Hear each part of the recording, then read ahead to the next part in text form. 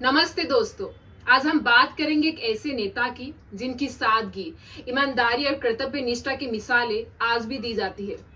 लेकिन अफसोस की बात यह है कि उन्हें हम अक्सर भुला दिया जाते हैं। ये है भारत के दूसरे प्रधानमंत्री लाल बहादुर शास्त्री।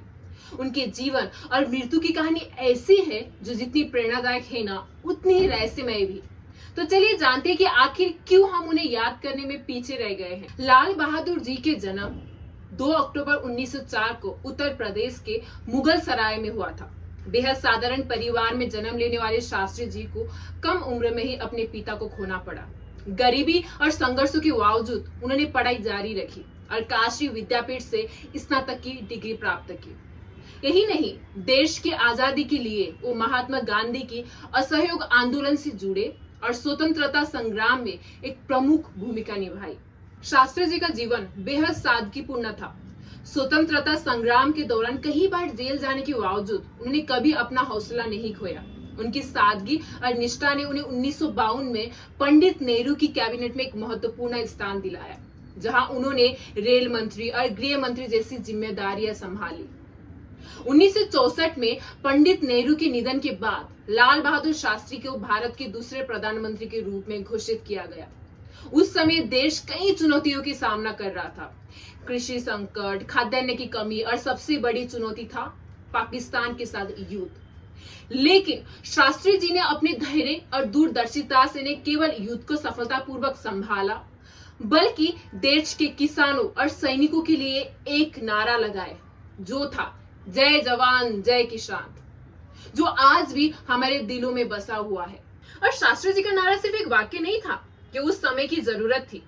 जब देश युद्ध में था, उन्होंने देशवासियों से अपील की कि वे एक दिन का भोजन त्याग कर देश की मदद करें।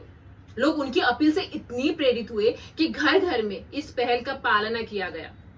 शास्त्री जी की ईमानदारी और निष्ठा ऐसी थी कि लोगों ने उनके कहने पर बिना किसी सवाल के उनके साथ दिया।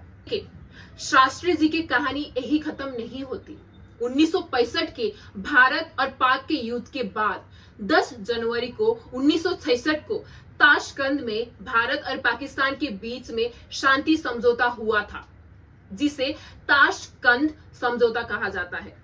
समझौते के अगले ही दिन 11 जनवरी को शास्त्री जी का अचानक निधन हो गया। आधिकारिक रूप से इसे दिल का दौरा बताया गया, लेकिन उनकी मृत्यु के कारण पर आज भी सवाल उठते हैं। शास्त्री जी की मृत्यु के समय कई रहस्यमय बातें सामने आई। उनके परिवार ने दावा किया कि उनके शरीर पर कुछ निशाने थे जो किसी साजिश की ओर इशारा करते थे। ताशकंद में उनकी मृत्यु के समय जो डॉक्टर्स मौजूद थे, उनकी रिपोर्ट्स कभी सार्वजनिक नहीं की गई। ये सवाल आज भी कायम है कि यह क्या शास्त्री जी का मौत वाकई दिल का दौरा था या फिर इसके पीछे कोई और वजह थी। शास्त्री जी के जीवन और उनकी मृत्यु दोनों ही हमें बहुत कुछ सिखाते हैं। एक नेता जिसने सादगी, ईमानदारी और कर्तव्य निष्ठा की मिसालें कायम की, हम उन्हें इतना याद क्यों नहीं रखते जितना हमें रखना चाहिए? शायद इसलिए कि उनके जीवन कभी दिखावे से परे थे, या शायद इसलिए कि उनकी बात का रहस्य कभी पूरी तरह से हल नहीं हुआ। लेकिन दोस्तों, शास्त्री जी ने जो योगदान दिया है, उसे भुलाना हमारे लिए उचित नहीं है।